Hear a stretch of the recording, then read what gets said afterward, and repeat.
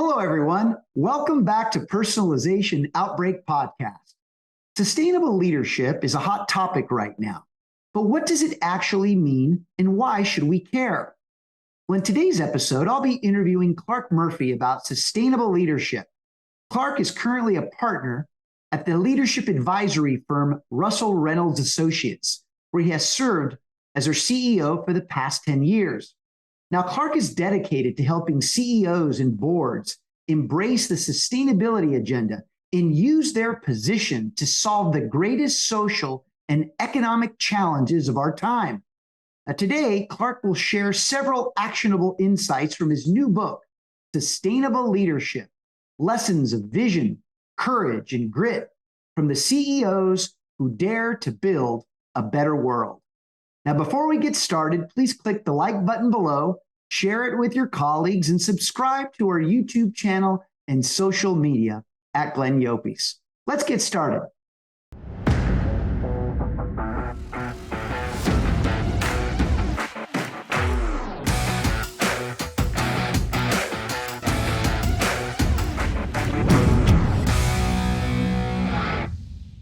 The 2022 season of Personalization Outbreak podcast is brought to you by City of Hope, a world leader in the research and treatment of cancer, diabetes, and other life-threatening diseases.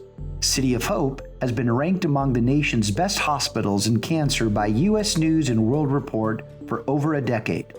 Learn more about City of Hope at cityofhope.org.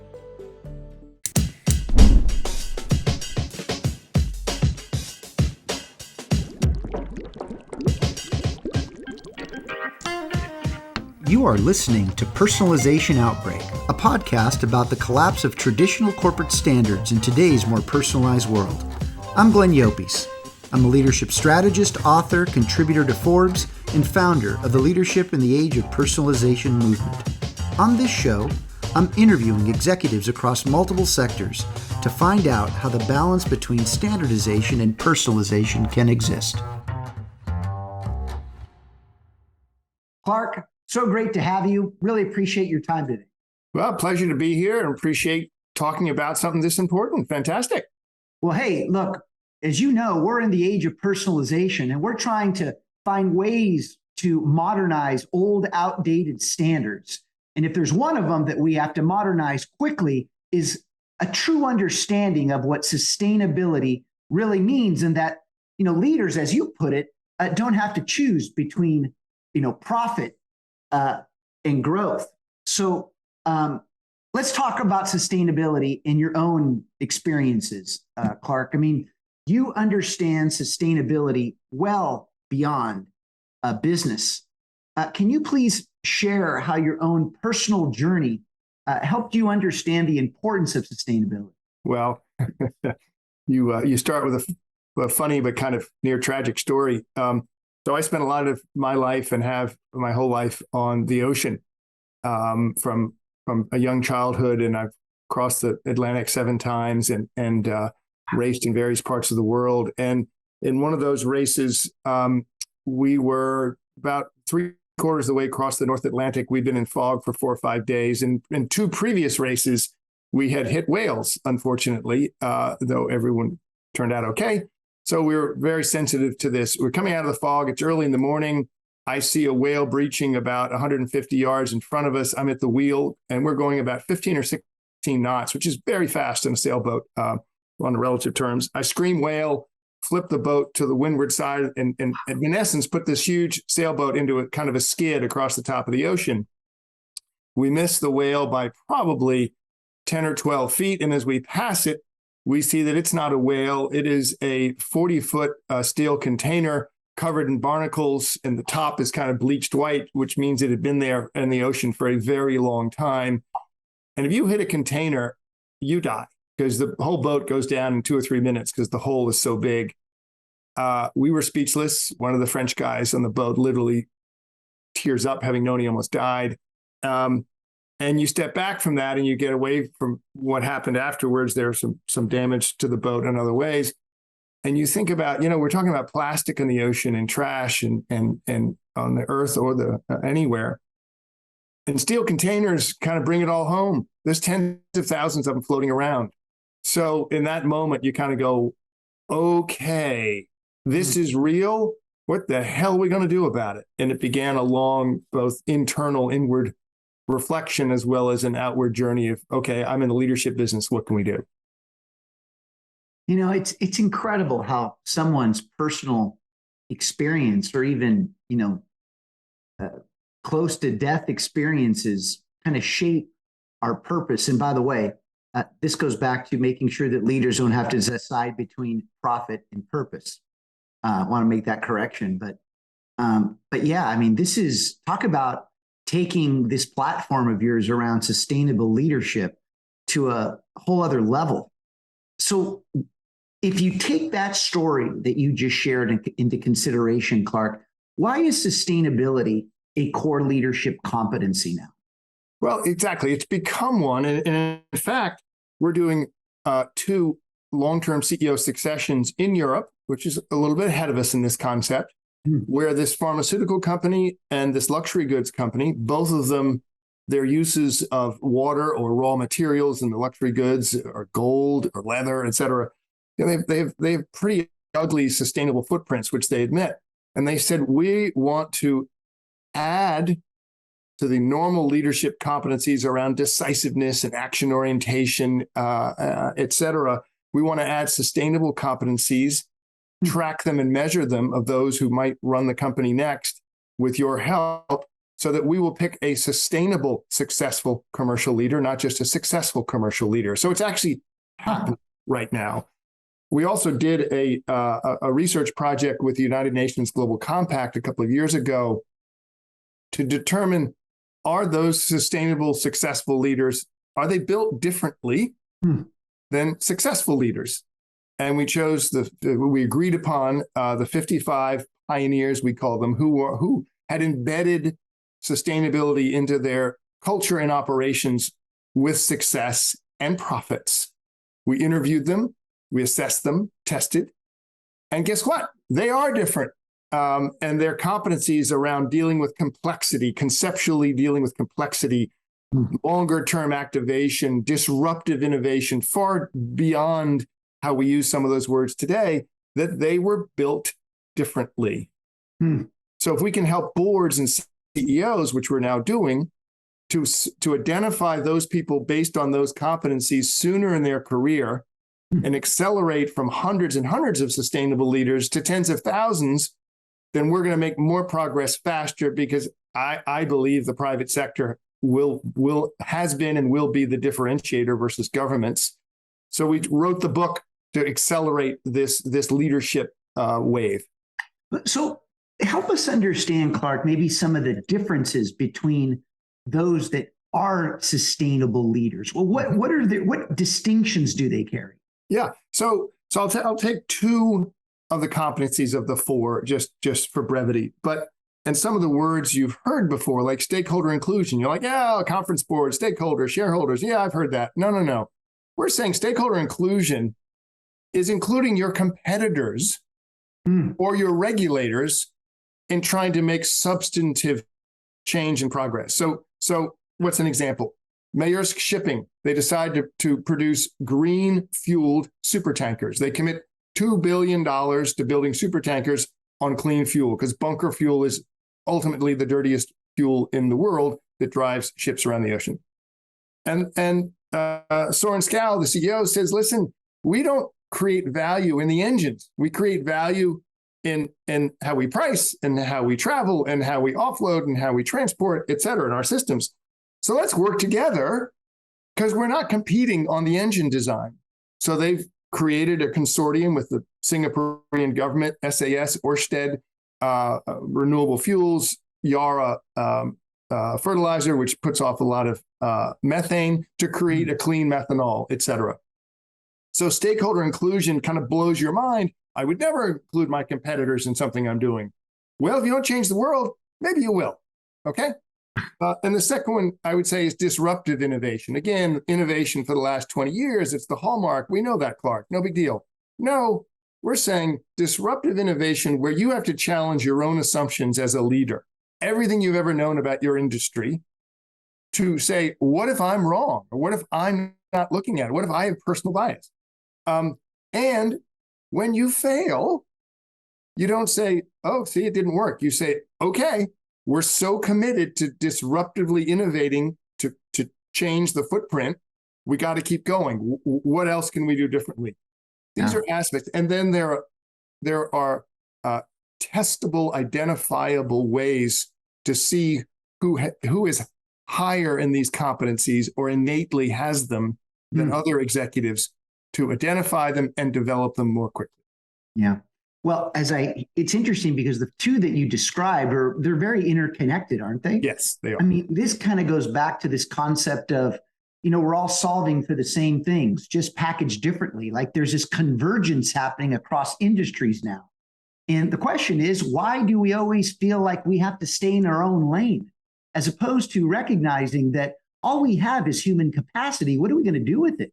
And it's more sustainable to, again, be much more interconnected and interdependent on the success of each other, so that we all serve one another's sustainability. Do I get that right? You do. And we have a chapter in the book which we call ecosystems, which is so partnerships are going to make the difference. Partnerships are hard. Sustainable progress is hard. Not saying it's easy. It's hard. And it's not a straight line. There will be success, failure, obstacles, failure, success, obstacles, failure. So leveraging partnerships, leveraging ecosystems of within industries or across industries, and there are examples, really accelerate progress. And the goal of the book, and at the end of every chapter, are takeaways. Like, what does Glenn do this week, this quarter, this year, or this project over multiple years that I can learn from others' mistakes or other successes? I'm going to take it away and do it. And I think ecosystems and partnerships is one of those.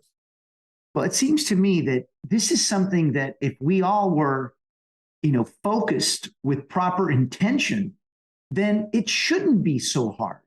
It just seems to me that, look, if we have this recognition of what we know and what we don't know and what we should know, shouldn't it make it a little bit easier? I mean, we talk about sustainability and we associate it with things like climate and climate change, but why is it so much more than that? But also, why do you think that this next generation of leaders are more apt to be almost, designed to propel sustainability forward? Yeah, so there's a lot to unpack there. First of all, sustainability to me is an umbrella, okay, that covers a number of things. People tend to focus quickly and maybe controversially on climate change alone. Yep. But uses of water, hunger, equity, social justice, consumer, consumption. These are all under the SDGs, Sustainable Development Goals. And I look at sustainability, as does the book, in the full umbrella, number one. Number two, I think this next generation has grown up, obviously, in a different world and a different mindset. We know that this is number one on their priority list. They will also inherit more wealth than in the history of the world, and they will put that to work. They're also showing they'll put their feet to work if they don't believe in the company for whom they work today. So I think there's unique opportunity. And we did a piece of research I won't go into now called Divides and Dividends, which shows the divide between what senior executives think they're getting done and what the Gen Z and millennials think is actually happening. That's a problem. But a number of these millennials have already worked on 2 or more sustainable initiatives in their companies, kind of nights and weekends. They're action-oriented. And I think where you started is, why does it feel so hard? Well, it is hard. Why?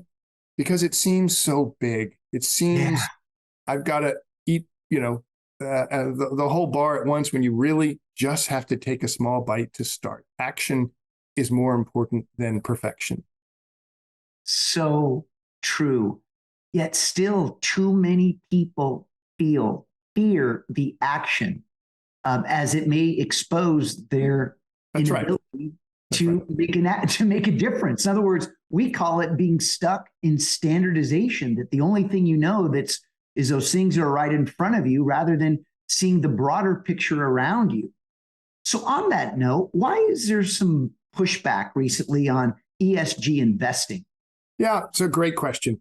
And there's a lot of pushback. I think it's, first of all, the term ESG, okay, evokes passion. And I think maybe there's a little politicization of this term. And again, I look at ESG as a set of metrics, which is very important in the umbrella of sustainability. It is not the umbrella. That's the first confusion. Okay. And if we look at it measurable, because we need to show measurable success. Measurement's okay. We might have too many measurements right now, but that's okay.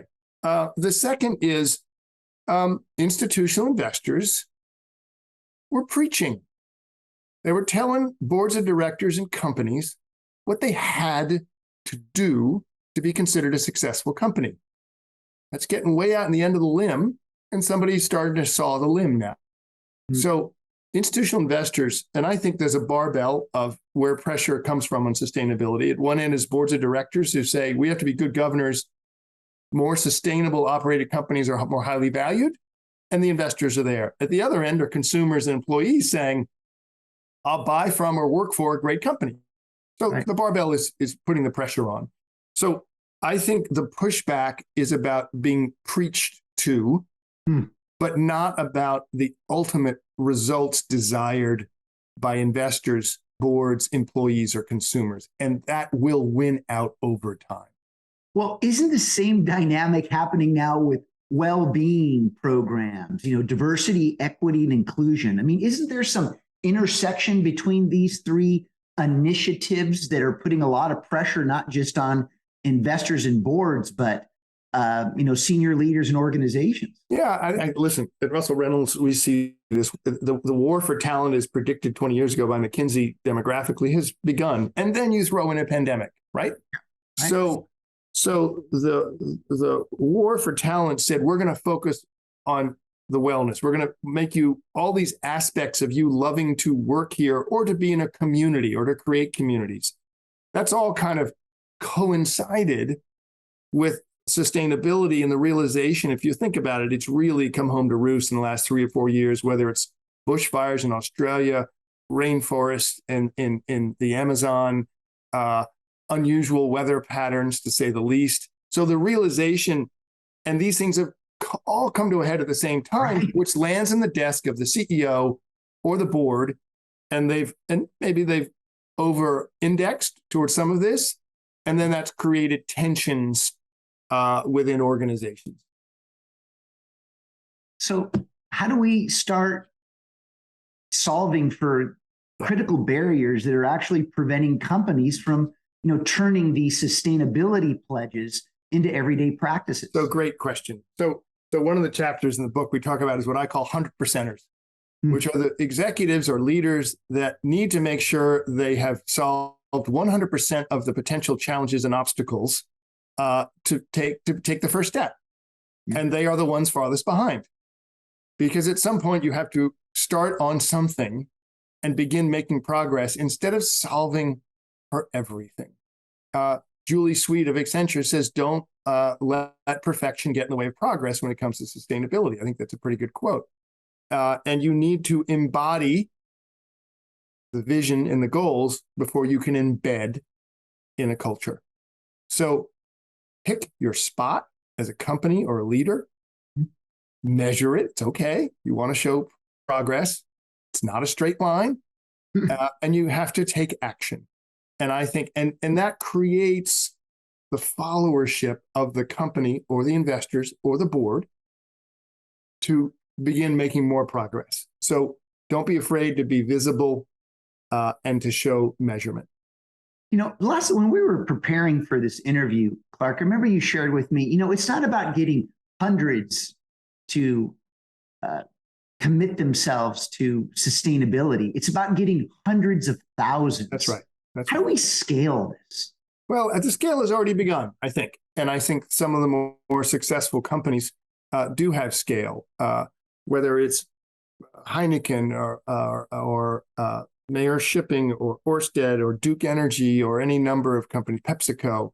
So I think there is momentum I think indecision or uncertainty. And guess what? The ones with more momentum already have started looking at revenue increases and decreased costs. So this big question is, oh, if it's tougher economic times, is it going to fall by the wayside? Well, the ones who committed are showing progress before tough times. And now if they've lowered their water usage or their power usage or something else, they're seeing the benefits and they're going to roll ahead of those who kind of kept talking but not acting. So I think there is a lot of momentum for those who committed to action already.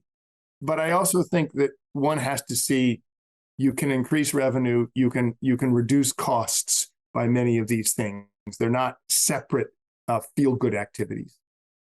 So what do you say? Let me throw something at you. So let's say it's time to discuss third quarter results, and we're projecting that year end is going to come in at, let's say 90% of plan, but that's still a 2% growth over last year. But yet we're at 35% into our sustainability strategy versus coming in to say, hey, we're going to be at 100% of plan with no sustainability strategy. Who's winning, A or B? If you want long-term employee retention, if you want long-term investors in your company, then you must act in the long term. And this was, is, and will be long term. Though, as one CEO said to me, who's in the agribusiness world, we only have 8 harvests before we can't make as much impact. 8 harvests. That kind of focuses the mind. Yeah. And the other thing is, I think if you look at the private equity firms' commitments, all of the largest private equity firms in the world, or collections of private capital, could be credit or equity, have hired in the last 4 or 5 years quietly, without proclamation, heads of sustainability to work with their portfolio companies. They have historically provided higher risk-adjusted returns than public companies. And they think you win by investing in more sustainable operations and company cultures. So they get a higher value and they sell their companies eventually to give returns to their investors. So the private capital world is going long and deep on this because it's a higher valuation. Right. And as Henry Fernandez, who runs MSCI, said to me, he said, externalities always get priced into companies. We cannot ignore externalities, whatever the yipping and yapping back and forth is. So you damn well better price the externalities into the company, and you should act on them or you will lose competitively. So it is, I think it's happening. I certainly hope so, because if there's a time to start thinking this way, it's right now. Yeah. I mean, it can't get any more uncertain than this, I would think. And I only say that because it comes back to why we even do this podcast to begin with. We have to find this balance between the old ways of doing things and looking at how individuals and individuality is really reshaping the future, not just from an employee perspective, but from a consumer perspective. You'd think that we were aware of this and knowing the role that sustainability plays. So how do we get there, Clark? Well, luckily, a lot of individuals have stepped forward as leaders. This is the basis for all the research. And then the book is supporting, identifying, developing, measuring, and rewarding those individuals who show the leadership either at a junior level as a millennial. In the last chapter of the book, we call it the nudgers, which we added at the end because it was so important, to develop and accelerate the development of tens of thousands of sustainable leaders to race against the 8th harvest. I connect with that harvest analogy. I myself had a food business with growers in Mexico. And when you look at things on the ROI of a harvest, you begin to see things so much clearer. You begin to value each seed and its yield, much like people, right? That's just right. You took the words out of my mouth. That is what the boardrooms and the CEOs are trying to do, is seed and develop the next harvest of great leaders, except do it faster. Exactly. So as we wrap this up, what are your final comments around not just sustainable leadership, but why people should buy your book? Because I'm telling you, they should be buying them in blocks. Well, your timing is perfect. It's a great read. You're a good person. I think there are many a generation of business books that have gathered dust and the spine never been opened. This is a pragmatic, what can you do to either accelerate your career or as a chief executive, accelerate your company with very pragmatic takeaways. And there are stories of success and failure where the chief executive said, quote me, tell my story from Singapore to Scandinavia to San Francisco. And these are the stories of success and failure that you should learn from and go put into action this year, now, to accelerate your career and the progress against the eighth harvest. Well, look at Clark, thank you so much for your time, for the dedication that you've put behind this book that is a must read. And, as we both know, opportunities are everywhere, yet few have eyes to see them. Yeah. And, this is the time for people to open their eyes to see those opportunities before circumstances force their hand. You got it. So as we close every show, when you lead in the age of personalization, you will see things that others don't. Do what others won't and keep pushing when prudence says quit. Thank you very much, Clark. It was a pleasure. Thanks, Glenn. Appreciate being here. All the best. Likewise. Thanks for listening to Personalization Outbreak. Make sure to subscribe so you never miss a show. If you enjoyed the content, visit ageofpersonalization.com to check out our free streaming video series and learn how to get involved in the movement. I'm Glenn Yopes. I wish you a good day, and remember, without strategy, change is merely substitution, not evolution. Learn more about City of Hope at cityofhope.org.